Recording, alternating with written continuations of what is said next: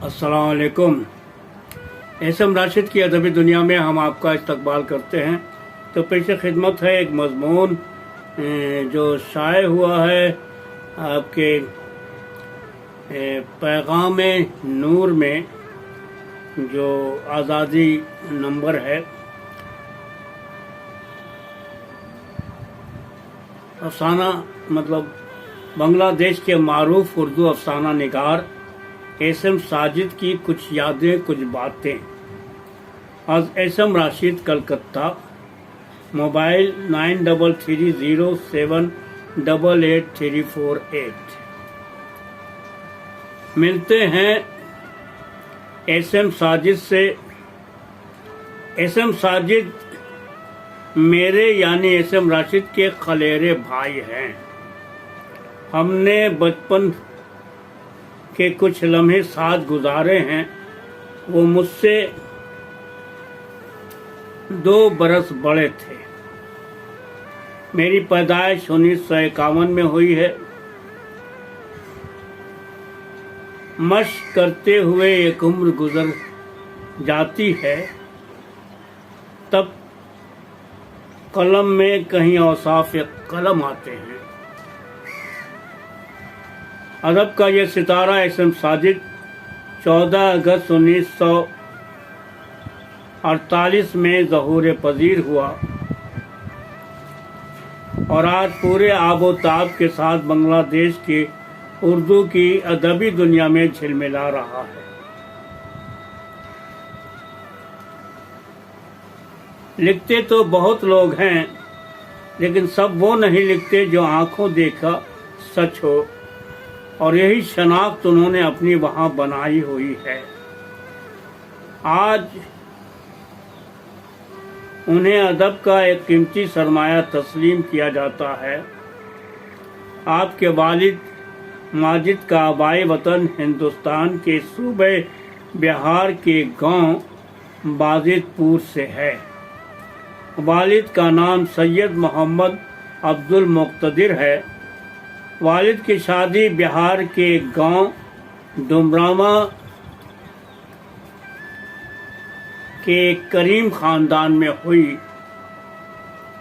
आपकी वालदा का नाम नजमुन्निसा है। वो एक पर्दा नशीन, घरेलू और परहेजगार औरत है। सैयद मोहम्मद अब्दुल मुक्तदिर के 4 बेटे हैं और 2 बेटियां हैं। एसएम साजिद घर के सबसे बड़े औलाद हैं। हिंदुस्तान की आज़ादी से पहले ही वालिद साहब की मुलाजमत रेलवे में हो गई थी। उनकी पोस्टिंग सईदपुर में हुई और तब से आप वहीं मुकीम हैं। मशरकी पाकिस्तान हो जाने के बाद और फिर बांग्लादेश बन जाने के बाद भी आपकी मुस्तकिल रिहाइश सईदपुर ही रही है। अब वही आपका वतन अजीज है और वहीं की मिट्टी से आप बेतहाशा मोहब्बत करते हैं। एसएम साजिद की इब्तदाई तालीम सईदपुर में ही हुई। बचपन के ज़माने का एक वाक़या याद आ रहा है। साजिद बचपन ही से बेहद ज़हीन थे और इब्तदाई दौर ही से आपको उर्दू ज़बान से रग़बत थी। ख़ासकर हिंदी फिल्मों के गाने उन्हें जल्द ही याद हो जाया करते थे और अक्सर वो गाते भी रहते थे।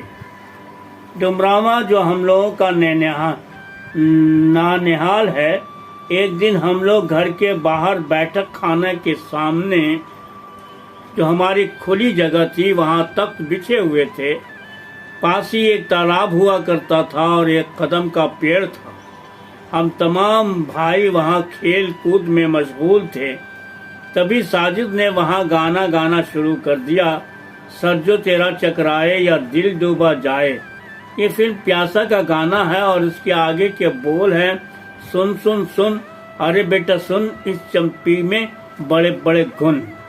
उसी वक्त एक बूढ़ा कस्साब जो ताड़ी पी कर नशे में धुत था वहाँ से गुजर रहा था। उसे लगा कि साजिद उससे कह रहा है कि सुन सुन सुन अरे बेटा सुन।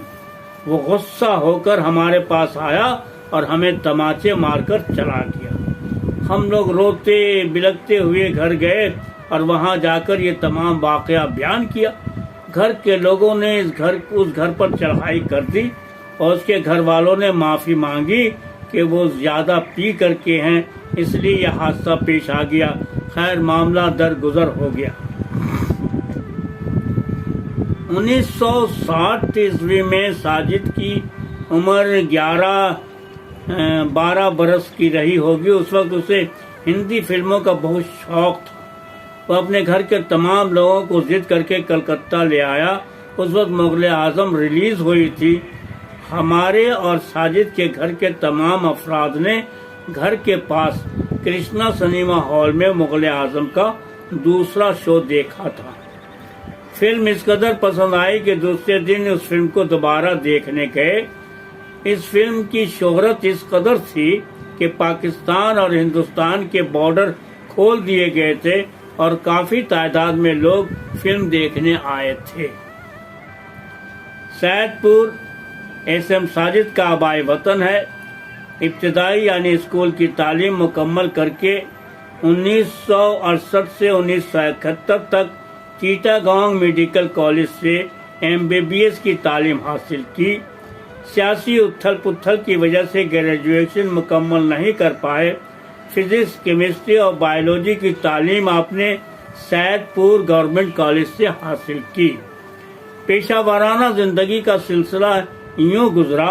سب سے پہلے اپریل 1973 سے 18 دسمبر 1978 تک کمیٹی سینٹرل مینونائٹ میں ڈھاکہ سید پور بنگلہ دیش کے کمیونٹی ڈیولپمنٹ ورکر کی حیثیت سے کام کرتے رہے۔ 18 دسمبر 1978 سے جنوری 2003 عیسوی تک اورنگا کے مینیجر کے عہدے پر قائم رہے۔ 1 مارچ 2003 سے 1 اپریل 2010 تک ڈھاکہ بنگلہ دیش کے پروکریٹی کے ایگزیکٹو ڈائریکٹر کے اعلیٰ عہدے پر فائز رہے۔ آج کل آپ کے مستقل رہائش ڈھاکہ شہر ہے۔ آپ کی بیگم کا نام شائستہ ہے۔ آپ کے 2 بیٹے ہیں۔ بڑے بیٹے کا نام ایس ایم شہباز اور چھوٹے بیٹے کا نام ایس ایم شاداب ہے۔ مشرقی پاکستان کے بنگلہ دیش بن جانے کے بعد اس نئے ملک میں جو اردو ادب کے قداور شخصیتیں ابھر کر سامنے آئی ہیں، ان میں ایک اہم نام ایس ایم ساجد کا بھی ہے۔ آپ 40 سال سے لگاتار اردو زبان کی خدمت کرتے چلے آ رہے ہیں۔ آپ کے قلم کا جادو یہاں سر چڑھ کر بول رہا ہے۔ وہ ہمیشہ کچھ نیا اور کچھ الگ کرنے کی جستجو میں لگے رہتے ہیں۔ وہ اپنے مضمون، مقالہ اور افسانوں کے ذریعہ بہاریوں کے تحفظ، حقوق اور انسانیت کے فلاح کے لیے اکثر اپنی آواز بلند کرتے نظر آتے ہیں۔ ان کی بے باک قلم کی نوک کے صفات سے ہوتے ہوئے دل تو ذہن میں پیوست ہو جاتی۔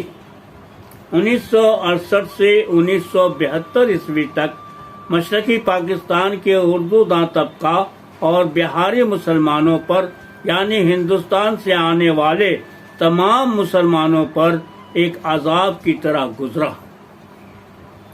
ہندوستان سے اپنی جان و مال کی حفاظت کے لیے اپنا گھر بار چھوڑ کر مشرقی پاکستان جو موجودہ بنگلہ دیش ہے میں آنے والے بہاریوں نے اپنے ہی قوم کے ہاتھوں اپنی بہنوں بیٹیوں کی عزت کو پامال ہوتے ہوئے دیکھا، ماں کی عصمت کو سڑکوں پر تار تار ہوتے ہوئے دیکھا، ایک کلمہ گو اور ایک ہی رسول کو ماننے والے بھائیوں کے ہاتھوں گلے پر چھری اور بدن پر گولی چلنے کا ننگا تماشا دیکھا، کیمپ میں جانوروں سے بھی بدتر زندگی گزارنے والے مہذب رئیسوں کو روتے بلکتے اور سسکتے ہوئے دیکھا، گھروں اور دکانوں کو لٹتے ہوئے دیکھا، کارخانے خاکستر ہوتے ہوئے دیکھے، ہر خوف شیطانیت ہر طرف شیطانیت اور حیوانیت کا ننگا ناچ جاری تھا۔